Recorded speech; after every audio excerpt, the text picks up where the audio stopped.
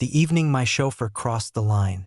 A genuine tale of betrayal. Welcome to Betrayer Revealed. Don't forget to share your thoughts, spread the word, and subscribe to delve deeper into these remarkable confession tales. On the evening when my chauffeur crossed the line, a true story begins to unravel. The dawn emerged in peaceful stillness, a time when calmness wrapped around the universe. The sun started to softly peek through the curtains, sending tender golden beams that waltzed across the floor. As I settled into the back seat of the car, my fingers danced over the screen of my phone, but my thoughts wandered far beyond the digital glow before me. With Lawson at the helm, his hands were unwavering as he deftly navigated the lively thoroughfares. Years of dedication to our family had been his hallmark, marked by unwavering politeness and professionalism. However, a recent and unmistakable shift in his demeanor has caught our attention. Lawson lingered at a distance from the other drivers. He stood with an imposing stature, his wide shoulders drawing the eye, while his deep-set eyes bore a gaze so intense it seemed capable of piercing through to the very essence of one's being. His smile could illuminate even the darkest of days, and there was an effortless charm about him that made those around him feel at home. In recent weeks, I found myself noticing the delicate nuances of his actions. The way he paused to hold the door open for me, just a heartbeat longer than necessary, and how his gaze seemed to linger on mine as he handed me my bag. Each delicate shift ignited a rush within me, yet I resolutely endeavored to cast them aside. On that morning, the traffic was exceptionally heavy, and the car crept forward at a snail's pace. The stillness surrounded us, broken only by the gentle hum of the engine and the occasional honk of horns from the bustling street outside. In an unexpected moment, Lawson shattered the stillness. "You've been quiet today," he observed, his voice steady and composed. "Is everything okay?" I looked up, surprised by what I saw. "Of course," I replied quickly, forcing a smile despite the weariness that weighed on me. He glanced at me through the rearview mirror, his gaze sharp and filled with intensity. "You exerted yourself too much," he said softly. "A moment of respite is certainly warranted." His words caught me off guard. They were direct, yet an unspoken quality stirred my heart. A wave of uncertainty washed over me as I shifted uncomfortably in my seat, unsure of how to respond. As we reached our destination, I clutched the door handle, eager to escape the strange tension that hung in the air of the car.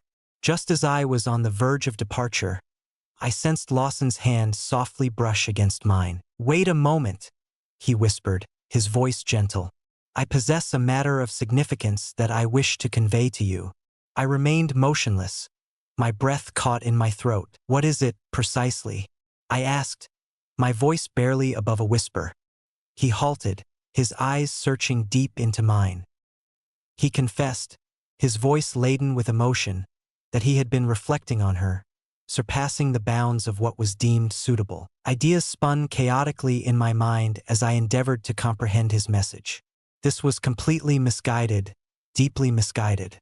He served as my chauffeur, a figure upon whom I depended to embody professionalism and respect the established boundaries. Nevertheless, in spite of my longing to create some distance, I could not ignore the warmth blooming on my cheeks, nor the way his words kindled a fire deep within me. "Lawson, we can't," I started, but he cut me off, his fingers gently encircling my wrist. "Please don't say no just yet," he whispered, his gaze locked onto mine with unwavering intensity. "First, you must hear me out." An instinct stirred within me, compelling me to resist, to reclaim my essence and the part one was destined to fulfill. His touch sparked a tremor deep within, awakening emotions I had not realized were there until that very instant. In a fleeting moment, he leaned closer, his presence overwhelming, leaving emotions unspoken. The kiss was tender, overflowing with emotion, and for a fleeting moment, nothing else mattered. Neither the consequences nor the regret, nor the undeniable truth that this was utterly inappropriate. Yet, the truth emerged with a speed that mirrored its previous withdrawal. I pulled back, breathless and overwhelmed by a surge of feeling. "This is wrong," I stammered, even as my body, in a treacherous act of betrayal, leaned in closer. "I know," he whispered, his voice unwavering. Yet, I find myself unable to uphold the illusion any longer. I find it essential to share my emotions with you.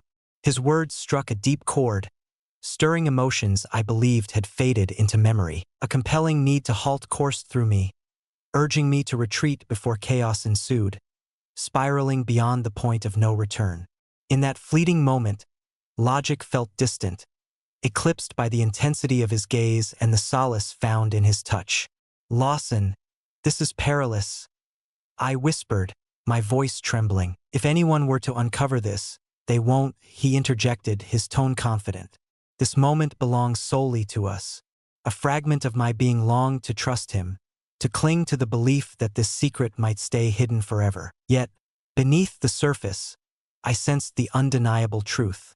Crossing this threshold risked everything: my reputation, my connections, my very sense of self-respect. As he leaned closer, his presence overwhelming, leaving emotions unspoken. Again, all sense of reason faded into nothingness. In that moment, all else dissolved into oblivion. His presence enveloped me, a sensation that lingered, while his touch served as a fleeting balm for the solitude and uncertainties I had clung to for ages. The days that followed drifted by in a blur. Lawson found ways to carve out moments for just the two of us, lingering after he dropped me off, sending messages under the guise of checking on my plans. Each message, each passing glance, drew me deeper into a web I knew I should steer clear of. As the sun dipped below the horizon, bathing the sky in hues of orange and pink, Lawson appeared at my doorstep unexpectedly. With my husband away on a business trip and the children soundly asleep upstairs, the house enveloped itself in an unusual stillness. "I had to find you," he said, his voice thick with longing. I should have dismissed him. I should have remembered the boundaries we were crossing. Nevertheless, I decided to invite him in. We remained in the living room, the air filled with tension and unresolved emotion. Lawson reached out, his fingers brushing softly against my own. "I can't stop thinking about you," he murmured, his eyes brimming with profound emotion. And in that moment, the floodgates opened. Each fragment of guilt, each moment of emotional confusion, the complicated situation between us that bound us surged to the surface. He leaned closer, his presence overwhelming, leaving emotions unspoken. And once again, I momentarily lost my resolve, ignoring the hesitation within me that cautioned this would inevitably lead to heartbreak. The next morning, I stirred from my slumber to discover the house empty of any sign of life. Lawson had taken his leave, leaving behind a note expressing his appreciation for the evening. It shall forever be imprinted in my mind. As I contemplated the words, a wave of regret washed over me. What have I wrought? How could I have permitted this to transpire? Nevertheless, in spite of my solemn promise that it would not happen again, I found myself sharply conscious of one irrefutable reality. Stepping over that boundary had altered the course of everything, and turning back was no longer a possibility. In the weeks that ensued, Lawson and I continued to interact, though we knew it was unwise rendezvous. We treaded carefully, fully conscious of the perils that surrounded us, yet the thrill of our clandestine connection relentlessly pulled us nearer. The stakes loomed large in this treacherous game we played, one that could irrevocably alter our lives if we were ever uncovered. In those ephemeral moments, it felt as if nothing else mattered. As the evening deepened, the house was wrapped in the soft caress of twilight, leaving Lawson and me in quiet solitude, my husband away on yet another business venture. The silence of the empty house served as a magnifying glass, amplifying the unvoiced tension that hung in the air between us. In the living room, we found ourselves seated close together, the air thick with unspoken words and a deep, lingering desire. Lawson was the first to break the silence, his voice soft yet overflowing with emotion. "I can't keep pretending," he said, his gaze piercing through to me. "I wish for you to fully grasp the importance you hold in my life." His words pierced the air, sending a shiver down my spine, and a constriction gripped my throat. I longed to convey to him that my emotions reflected his own, that I had been wrestling with these feelings for just as long. Nevertheless, the rational part of my mind was fervently imploring me to stop, to withdraw before the situation turned irrevocable. "Esteemed Lawson," I whispered, my voice trembling. This is fraught with danger. If anyone discovers this, they will not." He interrupted, his voice firm. "This issue is confidential. This is a confidence that ought to stay solely between us." I yearned to trust him completely, to cling to the belief that we could protect this secret, but deep down, I recognized the complexity of the situation.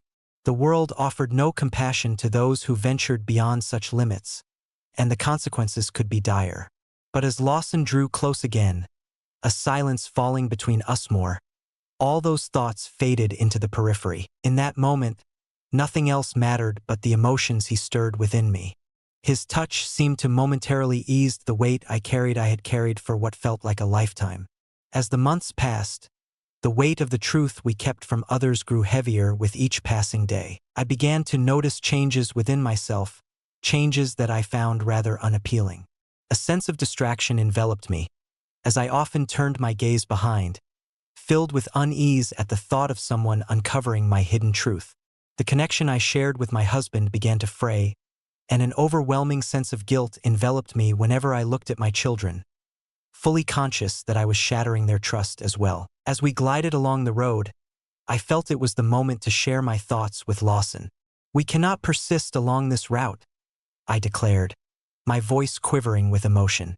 "It's deeply affecting me emotionally." In the rearview mirror, Lawson's gaze locked onto mine, a silent testament to his profound unease. He recognized it. "Yet I dread the idea of being without you. We are left with no option," I remarked, fighting back emotion without restraint. "This predicament is unfair to all parties concerned. My husband, my children, and we ourselves." For a prolonged moment, silence wrapped around us like a heavy cloak. The car sat in stillness, the quiet only disturbed by the soft sound of my sobs. Finally, Lawson offered a nod of assent. "Indeed," he whispered gently, "this must come to an end for the sake of clarity, for the good of everyone concerned." In the weeks that followed, Lawson and I halted our meetings. The ordeal was agonizing, emotionally difficult to accept. Yet, beneath the surface, I recognized it was the right decision. Slowly, I began to repair the damage I had caused. I dedicated myself to repairing the relationship with my husband and deepening my ties with my children. Despite the obstacles encountered along the way, the ultimate reward rendered every hardship meaningful. In contemplating the past, I recognized that crossing that line was a considerable mistake. It unveiled that losing sight of what mattered may offer instant gratification, but it comes with consequences that can affect everyone involved. True strength lies in recognizing our boundaries, honoring our commitments, and choosing wisely, even in the face of adversity. Ultimately, I unearthed the deepest revelation. Love rises above the confines of simple passion or longing. It entails making decisions that protect those you cherish. This tale illustrates how emotions can be both overwhelming and confusing, yet it is essential to understand that not every feeling demands a response. Crossing boundaries can lead to consequences that impact not only our own lives but also the lives of those we cherish. True strength lies in cherishing relationships, honoring commitments, and choosing wisely, even in the face of adversity.